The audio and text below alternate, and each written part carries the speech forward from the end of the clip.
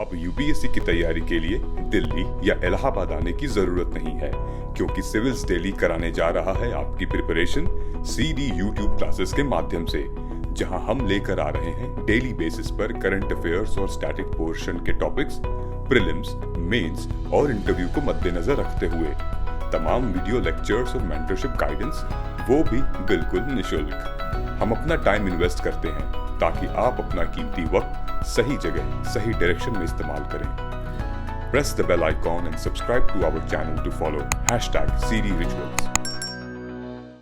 नमस्कार दोस्तों, मैं हूं आद्या और स्वागत है आप सभी का सिविल्स डेली के daily current affair analysis program में।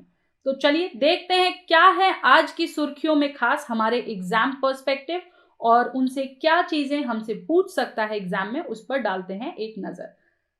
तो हमारी कल जो है मैंने आप लोगों से एक क्वेश्चन पूछा था, वो क्वेश्चन आपकी स्क्रीन पर आप लोगों को दिख रहा होगा, about the judicial review meaning, और इसका सही आंसर है बी, जो कि काफी बच्चों ने इसका सही आंसर दिया है और जिनमें से हैं मुकेश, निकेश और पिंकी कुमारी। वेल डन गाइज, आपका आंसर जो है वो बिल्कुल करेक्ट है। करेक्ट आंसर जो है जुडिशियल रिव्यू की मीनिंग का वो बी है। चलिए शुरू करते हैं खबरों का सिलसिला। देखते हैं सबसे पहली खबर हमारी क्या है। तो जो हमारी सबसे पहली हेडलाइन है वो है कोविड-19 केसेस को लेकर के, जो कि इंडिया में तेज गति के साथ बढ़ना शुरू हो गए हैं और पहले की अपेक्षा 77%, लगभग 77% ऑफ राइज जो है देखा गया है, जो डेली केसेस आ रहे हैं हमारे उनसे रिलेटेड। कोविड जो है वो GS3 का तो टॉपिक है ही है, उसके साथ साथ प्रीलिम्स लेवल में भी ये इंपॉर्टेंट हो जाता है। प्रीलिम्स लेवल में कैसे इंपॉर्टेंट होता है, तो एक तो जो स्टेटमेंट बेस्ड हमारे क्वेश्चंस आते हैं कि भाई स्टडी इंक्रीज देखा गया या स्टडीली डिक्रीज देखा गया, डिक्लाइन देखा गया, एंड देन कोविड-19 में जो है कौन कौन सी वैक्सीन यूज हुई, जैसा कि कल हमने डील किया था। 3 जो है मेडिसिन थी, जिनमें से 2 वैक्सीन है और एक जो है वो ओरल ड्रग है मोलनुपिरावीर, और 2 वैक्सीन जो थी वो थी कॉर्बीवैक्स और कोवोवैक्स, जिनके बारे में डिटेल में कल हमने देखा था। ठीक है, तो चलिए देखते हैं आज क्या है इस पूरी खबर में। सबसे पहले तो जो आप ये इमेज देख रहे हो ना, न्यू केसेस वाली, स्टेट वाइज जो है आपको पूरा डेटा दिया गया है 19 दिसंबर से लेके 28 दिसंबर तक का, और यहां पर ये ऑब्जर्व किया गया है कि जो मैक्सिमम कंट्रीब्यूशन है नए केसेस में वो केरला द्वारा है। ठीक है, और केरला को फॉलो करता हुआ कौन सा स्टेट है हमारा, नंबर दूसरे पे महाराष्ट्र है, राइट। लेकिन एक और चीज यहां पर अनोखी नोटिस की गई है, वो ये कि 2 ओवरऑल स्टेट का कंट्रीब्यूशन ज्यादा है, बट जो ट्रेंड है केसेस में केरला में स्पेशली वो डिक्लाइन करता हुआ नजर आ रहा है, यानी डिक्लाइनिंग ट्रेंड जो है वो ऑब्जर्व किया गया है। ठीक है, इसके बाद जो है देखा गया कि जो रीसेंट जो भी केसेस आ रहे हैं उनमें मैक्सिमम केसेस जो है वो ओमिक्रॉन वेरिएंट से रिलेटेड हैं, और ओमिक्रॉन जो है वो अभी तक के जितने भी वेरिएंट्स हैं ना, उनमें से सबसे ज्यादा ट्रबलिंग माना गया है कोविड-19 वेरिएंट्स की कैटेगरी में, क्योंकि इसने विश्व भर में जो इसकी दर है इन्फेक्शियस होने की, जो इसकी दर है फैलने की, वो दर बहुत तेज है, वो रेट जो है वो बहुत तेज है। एंड इनफैक्ट बोला जा रहा है कि जो ग्लोबली डेल्टा प्लस था, ठीक है, जो डोमिनेंट वेरिएंट था, उस ये जो है उसके अपेक्षा भी ये ओमिक्रॉन जो है वो ज्यादा है। एंड इसके जो वीकर राइवल्स थे हमारे, जो अदर वेरिएंट्स थे अल्फा, बीटा और गामा, उनके अपेक्षा भी ऑब्वियसली वो तो वीकर थे ही, बट जो ग्लोबली डोमिनेंट वो था डेल्टा प्लस, उसके साथ साथ इसकी भी दर जो है वो फैलने की बहुत ज्यादा है। तो ये यहाँ पर इंपॉर्टेंट नोट किया गया है। ठीक है, देखिए जो इन्फेक्शन फैल रहा है जिस गति से, वो काफी ज्यादा यहाँ पर सीरियस चीज है, वो काफी ज्यादा जो है भयावह स्थिति भी पैदा कर रहा है। और इसी के लिए देखिए हर इस कंट्री में, हर स्टेट में जो है वैक्सीन की जो प्रोसेसिंग है उसको भी बढ़ाया जा रहा है, गवर्नमेंट उस पर ही फोकस कर रही है, WHO का भी निर्देश उसके लिए है, और फिर से जितने भी स्ट्रिक्ट मेजर्स थे वो लिए गए हैं, जैसे आपका नाइट कर्फ्यू हो गया, ऑड इवन दिनों पर दुकानों का खुलना बंद होना हो गया, ये सारी चीज़ों को ध्यान में रखा जा रहा है। तो चलिए उम्मीद करते हैं कि ये केसेस इनकी जो रफ्तार है वो धीरे होगी और आप सब भी अपने अपने एंड से जो है अपनी सुरक्षा का बिल्कुल पूरा ध्यान रखेंगे। आगे चलते हैं। दूसरी जो हमारी खबर है वो है आईआईटी खड़गपुर से हमारे लिए। वो वहाँ बात की गई है आर्यन इन्वेजन को लेकर।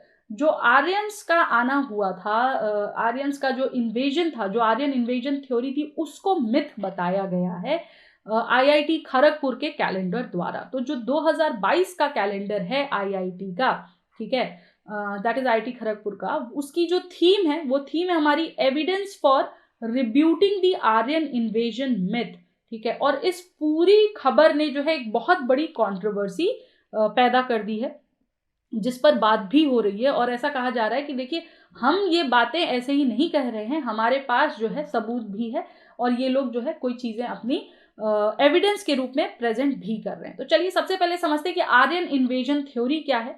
तो देखिए, हुआ ये कि ऐसा माना जाता है हिस्टोरियंस की खबरों के द्वारा, या जो भी पुरातत्व मिले हैं, जो भी चीजें मिली हैं, ठीक है, उनके अनुसार ये समझा जाता है कि आर्यंस जो हैं, आर्यंस रेस जो है बेसिकली, वो माइग्रेशन के थ्रू इंडिया में आई, और इनका माइग्रेशन स्टेपी रीजन से शुरू हुआ आफ्टर 2000 BCE।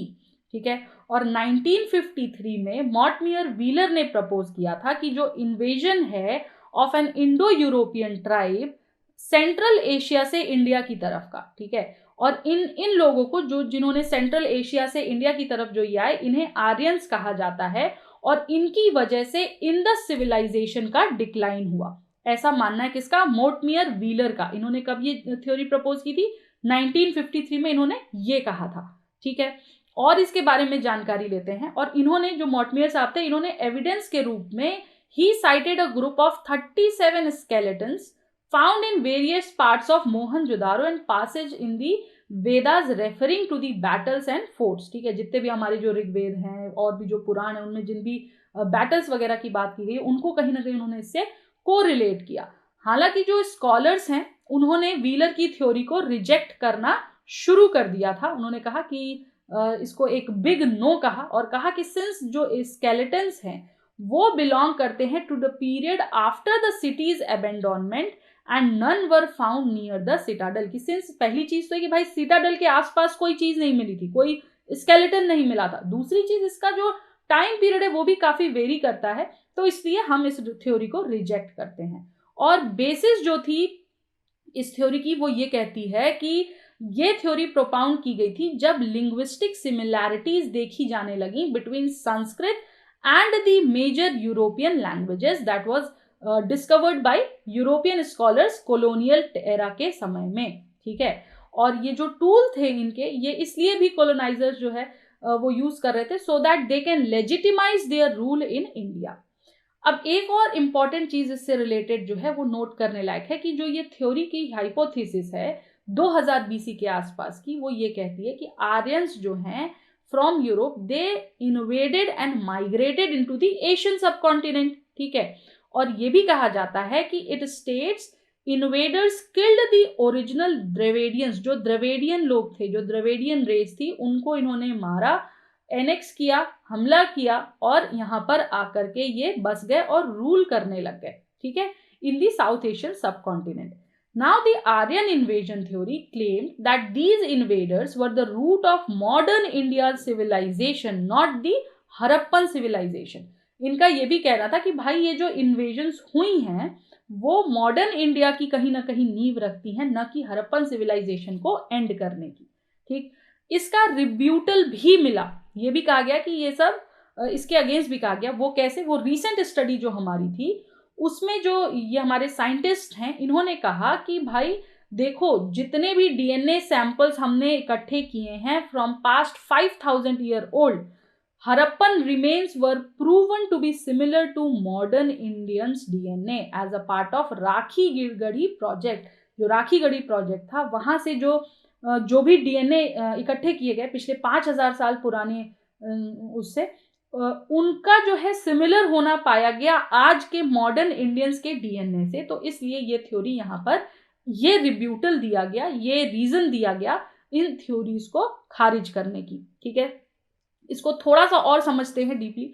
अब देखिए, आर्यंस का जो माइग्रेशन थ्योरी था ना, बहुत सारे तथ्य, बहुत सारी थ्योरीज आई इनके माइग्रेशन को लेकर के, लेकिन जो वाइडली एक्सेप्टेड है वो ये कहता है, आर्यन माइग्रेशन थ्योरी उसको कहा जाता है, उसके हिसाब से ये है कि सीरीज ऑफ इमिग्रेशंस देखे गए थे, माइग्रेशंस देखे गए थे डिफरेंट डिफरेंट रीजन्स में, और जो एविडेंसेस हैं वो ये दिखाते हैं कि ज़्यादातर माइग्रेशन जो है वो एंड्रोनोव कल्चर से, यानी साउथ सर्बिया कल्चर से नॉर्थ ऑफ हिंदू कुश की तरफ देखा गया और वहां से फिर इंडिया की तरफ देखा गया। ठीक है, तो ये अगर हमारा आप देख सकते हो, ये साउथ सर्बिया है, ठीक, यहां से ये हिंदू कुश आए यहां कहीं, राइट, और फिर यहां से तो इंडिया में ऑब्वियसली उन्हें एंटर करना ही था, तो वो देखा गया। और भी थ्योरीज हैं, जैसे यूरोपियन स्टेपी अभी हमने समझा, इसी तरह एक और थ्योरी है इरानियन एग्रीकल्चर स्प्रेड की, वो भी है।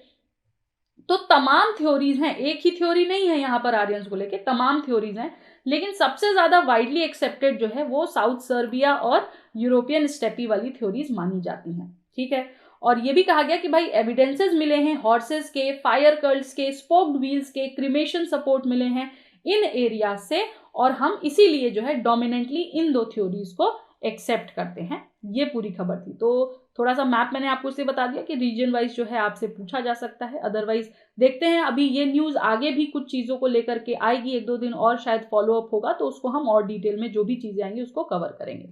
आगे चलते हैं। एक क्वेश्चन है आपके लिए, ये पास्ट ईयर यूपीएससी क्वेश्चन है, ठीक है, इसको प्लीज सॉल्व करिएगा।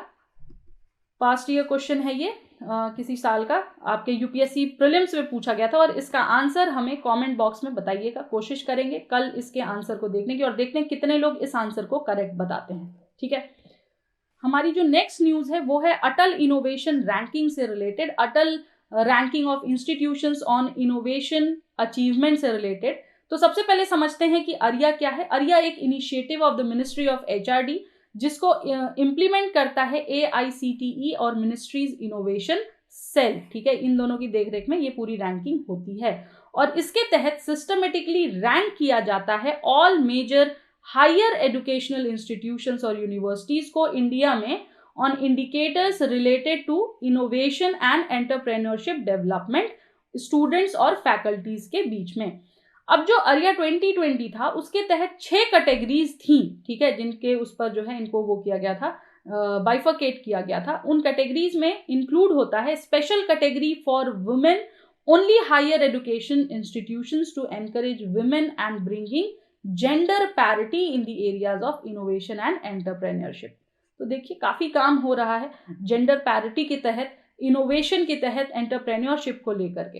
ठीक है, और 5 और कैटेगरीज जो हैं वो हैं हमारी, number 1 centrally funded institutions, number 2 में स्टेट फंडेड यूनिवर्सिटीज, 3 में स्टेट फंडेड ऑटोनोमस इंस्टीट्यूशंस, 4 में प्राइवेट डीम्ड यूनिवर्सिटीज और 5वें में प्राइवेट इंस्टीट्यूशंस। तो इतने सारी चीजों का यहाँ पर कैटेगरी में इनको रखा गया है। समझते हैं की पैरामीटर्स क्या हैं इनके और रैंकिंग का क्या हाईलाइट रहा। तो जो मेजर इंडिकेटर्स हैं इनके वो है budget and funding support, infrastructure and facilities, awareness, promotions and support for idea generation and innovation, then promotion and support for entrepreneurship development, उसके बाद है innovative learning methods and courses, फिर है intellectual property generation, technology transfer and commercialization, और next है innovation and governance of the institutions। 2021 की जो report आई है हमारी, उनकी क्या की हाईलाइट्स रही हैं। तो सबसे पहले तो 7 IITs और IISc जिसको कि हम बेंगलुरु का स्पेशली मान रहे हैं, ये टॉप 10 सेंट्रल यूनिवर्सिटीज में हैं in promotion and support of innovation and entrepreneurship development. ठीक है, जो टॉप रैंक जिस इंस्टीट्यूट ने बैक किया है वो है हमारा IIT मद्रास और IIT बॉम्बे, दिल्ली, कानपुर एंड रुड़की। ठीक है, दी IISc जो है उसने 6th पोजीशन बैक की है, 6वीं पोजीशन पर वो है in the ranking, followed by IITs in Hyderabad and Kharagpur और NIT कैलिकट। तो ये जो हमारी रैंकिंग्स की पूरी लिस्ट है इसको हमें थोड़ा सा ध्यान में रखना है। टॉप वाली स्पेशली टॉप में IIT मद्रास है। ठीक है, चलिए नेक्स्ट हमारी जो न्यूज है वो है डिफेंस सिस्टम से रिलेटेड। देखिए लगातार ऐसी कोशिशें चल रही हैं कि इंडिया को सेल्फ रिलायंट बनाया जाए, जिसके ऊपर जो है आत्मनिर्भर भारत का जो इतना बड़ा हमने वर्ड डाल दिया कि भाई आत्मनिर्भर भारत कैसा होगा। तो आत्मनिर्भर भारत ऐसा होगा कि भाई हम खुद पर सेल्फ रिलायंट होंगे, हमें किसी चीज के लिए किसी दूसरे देश पर डिपेंडेंट नहीं होना पड़ेगा। ठीक है, तो इसी के तहत जो हमारी डिफेंस मिनिस्ट्री है उन्होंने बताया कि पिछले कुछ समय में लगभग 2500 सब सिस्टम्स और कंपोनेंट्स जो हैं वो लोकलाइज्ड हो गए हैं, यानी वो इंडियनाइज्ड हो गए हैं, वो इंडिया के हो गए हैं। और हमने और देशों से जो हम 2500 सब सिस्टम्स और कंपोनेंट्स लेते थे, अब उन्हें हमें लेने की कोई ज़रूरत नहीं है। यानी ये जो इनिशिएटिव है हमारा आत्मनिर्भर का होने का, आत्मनिर्भर इनिशिएटिव इसको हम कह सकते हैं, इसने बहुत ज़्यादा अमाउंट में फॉरेन एक्सचेंज बचाया है, and that amount equivalent to ₹3000 crore approximately. और जो एम है इस पूरी मुहिम का, इस पूरे लोकलाइजेशन का, इंडियनाइजेशन का, वो यही है, to achieve self reliance in manufacturing and minimising imports by the defence public sector undertaking. और जो पूरा एजेंडा है यहाँ पर वो यही है कि ज़्यादा से ज़्यादा जो मैन्युफैक्चरिंग का काम है, जो चीज़ें बनाने का काम है, वो हमारे देश का खुद ही हो, जिससे कि हमें दूसरे देशों पर निर्भर न करना पड़े। 2022 में कंट्री का जो डिफेंस और एरोस्पेस मैन्युफैक्चरिंग मार्केट है वो भी इंक्रीज हो जाएगा 1 लाख करोड़ रुपए तक, और फिर वो रीच करेगा 5 लाख करोड़ रुपए तक बाई 2047, ऐसी भी घोषणा की गई है। ठीक है, और मिनिस्ट्रीज जो हैं ये भी एक्सपेक्ट कर रही हैं कि फाइनल वर्जन जो है डिफेंस प्रोडक्शन और एक्सपोर्ट प्रमोशन पॉलिसी का, यानी DPEPP 2020 का ड्राफ्ट जो है वो रिलीज किया जाएगा for public feedback, so that लोग, आम जनता जो है, जो पब्लिक है हमारी, वो उस पर अपना फीडबैक दे सके। सो दैट यहाँ पर देखिए आप इन्वॉल्व किया जा रहा है, कैसे देश की उन्नति में देश की जनता को इन्वॉल्व करने की एक मुहिम चलाई गई है, एक कोशिश की गई है। ठीक है, तो ये थी आज की कुछ खास खबरें। उम्मीद करती हूँ आपको कोर इसका जो एसेंस था न्यूज का वो समझ आ गया होगा। ये जो हमारा पूरा डेटा है जो मैंने आपको यहाँ बताया, आप प्लीज उसको यूज कर लीजिएगा अपने मेंस आंसर्स में। ठीक है, मेंस आंसर, या फिर अगर आपको कोई ऐसे पूछा जाता है related to growth of India, ठीक है, या जहां आपको इंडिया की में डेवलपमेंट बताना हो, तो वहां पर भी आप इस पूरे डेटा को जरूर कोट कर सकते हैं कि भाई 2500 सब सिस्टम और कंपोनेंट को जो है लोकलाइज कर दिया गया है। और सिर्फ लोकलाइज ही नहीं किया गया, अगले 3 साल में 351 इंपोर्टेड आइटम्स और भी जो हैं उनको भी सब्स्टिट्यूट करने की बात हो रही है, जो है उनके ऊपर भी काम चल रहा है, चालू है। ठीक है, तो ये थी आज की कुछ खास खबरें। Thank you so much guys for staying with us, और आप हमसे जुड़ सकते हैं डेली #CD रिचुअल्स के तहत, जहां हम आपके लिए वीकली और वीकेंड बेसिस पे बहुत सारी क्लासेस लेकर आते हैं। ठीक है, सो धन्यवाद, और उम्मीद करती हूँ कि टू द पॉइंट आपको चीज़ें समझ आएंगी। अगर कुछ भी आपका फीडबैक है, कहीं कंफ्यूजन है, तो कमेंट करके हमें बताइए। क्वेश्चंस के आंसर जरूर दीजिएगा, सो दैट आपका जो स्ट्रीक है वो बरकरार रहे। 5 आउट ऑफ 5 की कोशिश करिए। ठीक है, जो भी आपसे MCQs वगैरह में क्वेश्चंस पूछे जाते हैं उनको भी आंसर करने की कोशिश करिए, और हमें जो है यही क्वेश्चंस आगे जाके हेल्प करेंगे।